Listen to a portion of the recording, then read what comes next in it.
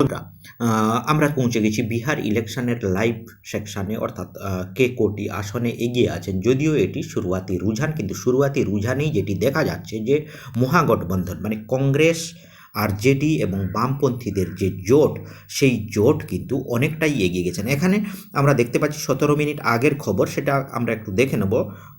50 विधानसभा सीटों की रुझान आ गए हैं।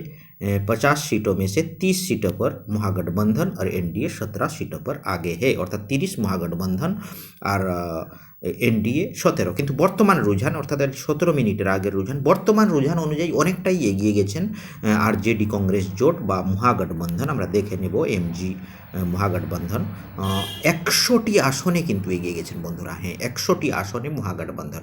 অন্যদিকে এনডিএ মিনস বিজেপি এবং নীতিশ, এনডিএ কিন্তু 59টি আসন, অর্থাৎ আমরা দেখতে পাচ্ছি মহাগঠবন্ধনের পক্ষে একটা বিরাট লহর বা হাওয়া। অর্থাৎ শুরুয়াতি রুঝান যদিও, অন্যরা মাত্র একটি আসন, শুরুয়াতি রুঝান যদিও, তাহলেও কিন্তু আমরা দেখতে পাচ্ছি মহাগঠবন্ধন অনেকটাই এগিয়ে গেছেন। তো বন্ধুরা, অবশ্যই আপডেট নিউজগুলো পাওয়ার জন্য চ্যানেলের পাশে থাকুন। আমরা প্রত্যেক ঘন্টায় কিন্তু এই ধরনের নিউজ নিয়ে আসছি। সবাই ভালো থাকবেন, সুন্দর থাকবেন। সবাইকে অসংখ্য ধন্যবাদ ও নমস্কার জানিয়ে এখানেই শেষ করছি।